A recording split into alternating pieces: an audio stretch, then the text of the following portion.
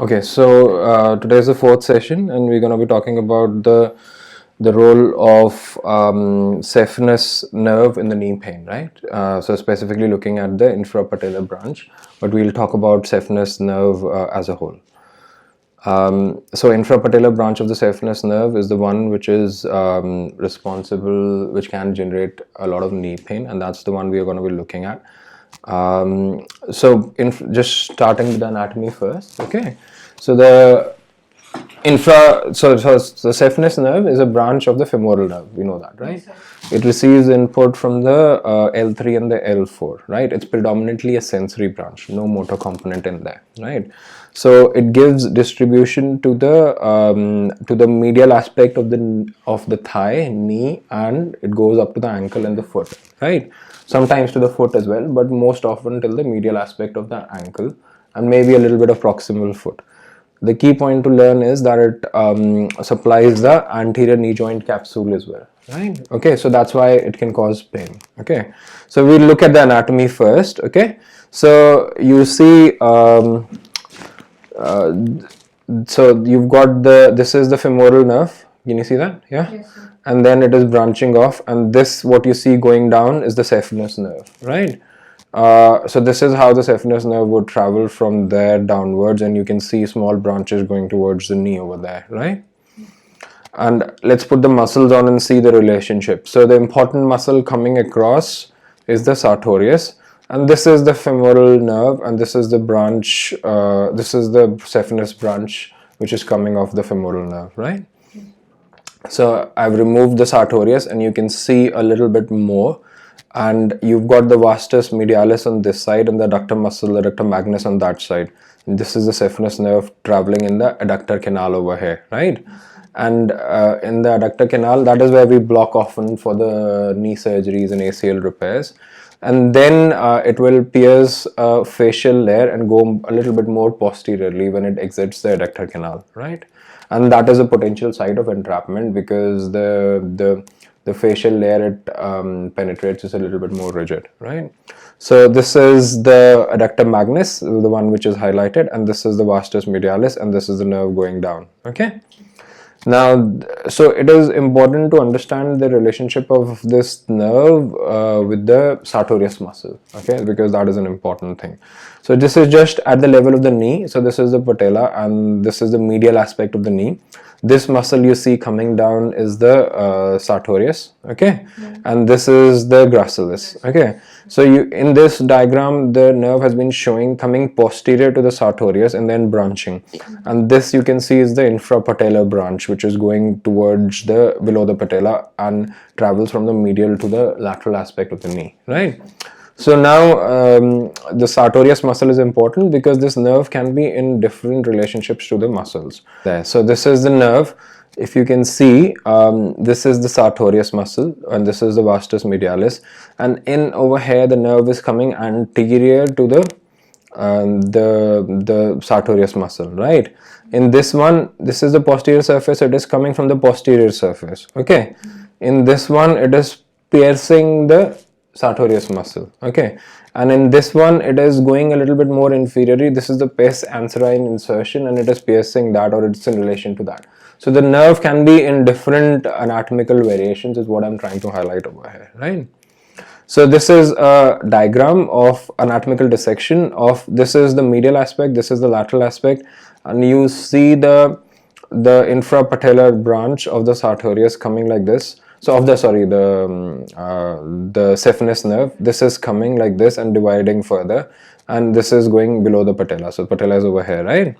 So this nerve can be, the infrapatellar branch specifically can be injured very easily. Simple things like trauma, repeated kneeling, arthroscopy is a very big culprit, any knee operations, and specifically you've seen how closely it is related to the pes anserine insertion. So when they do harvesting, tendon harvesting for the ACL repair, that is also another reason why it can get damaged.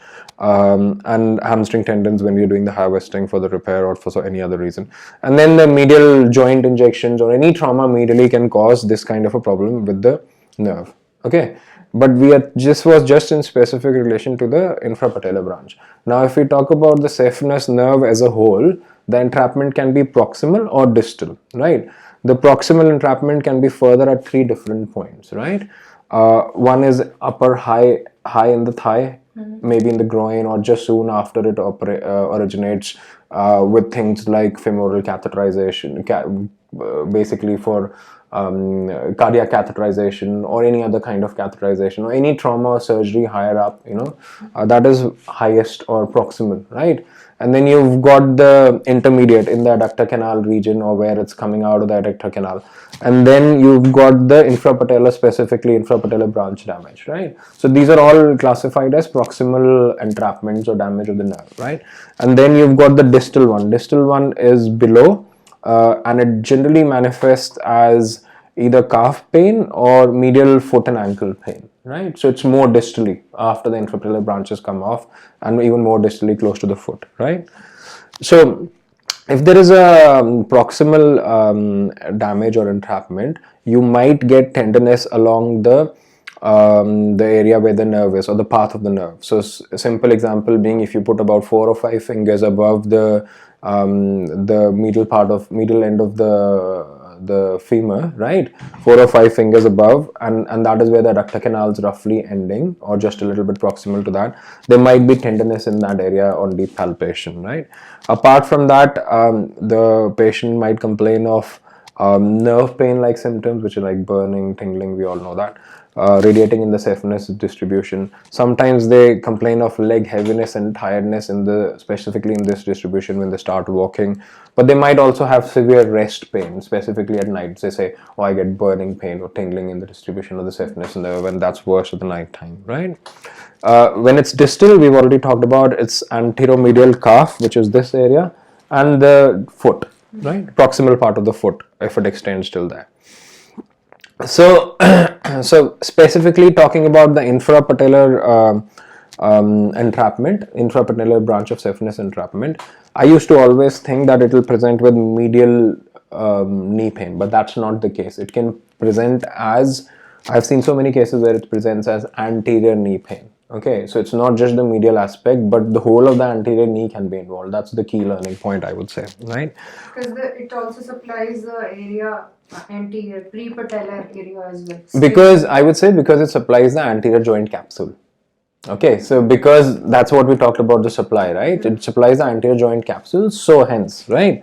So it's not just the medial. There might be more of medial pain, but it can present as whole of anterior knee pain, and so that's very common presentation. Apart from that, the patient might complain of stiffness of the knee, and you would avoid flexion. At times it would look like an infected knee, not extremely infected knee, but similar kind of a presentation, but everything else would be normal when you kind of try and evaluate. Then often you can get Canal sign if you palpate where the nerves go, if you kind of tap over the area where the nerve pathway is, you might get positive Canal sign. And then you can often get allodynia and hyperesthesia. So ultrasound scanning. So the nerve, this is the medial aspect. If I show you that, this is the medial aspect. Oops, sorry. So this is the medial aspect. The nerve would be traveling something like this, right? So you can scan like this, okay? And then this is a very good picture where you can see the nerve very clearly, right? And the nerve path is something like this, yeah? Yes, so you can scan from the medial to the lateral aspect, and you can see the continuity of the nerve, and often you will even see it branching into different nerves, right? So this is a video of my scanning of the nerve. You can see how I am, this is just to show, and you can see because I am scanning, you can see this is the way I would scan from the medial to the lateral aspect. The position of the foot would not be like this, but this is just for demonstration purposes. And if I show you the video of how the nerve looks like, so focus in this area and you will yourself see the nerve. Can you see that over there? Yeah, there, and you'll even see it branching into two in a little while. Can you, one second, let's go back. So can you see there are two branches which just happened over there? Yeah, it'll play, it'll loop, so you can see it again. So there is, wait, let's play that again. So focus on this area. Can you see there were two branches? This is one branch which has gone away over there. Can you see that? And this is the second branch, right? So you can often see it branching. So this is my foot which has been scanned. And this is using a basic sonosite machine. So you don't need a, obviously the better machine you have, the more chances of you being able to visualize it. But you don't need a very sophisticated machine in most people. Sometimes you would, okay? So that's just the presentation part, and now we'll go on to the scanning. And the faculty, as always, is me, Dr. Shetty, and Dr. Puneet. You'll see them at some point. They'll come and talk about different things, right? Okay.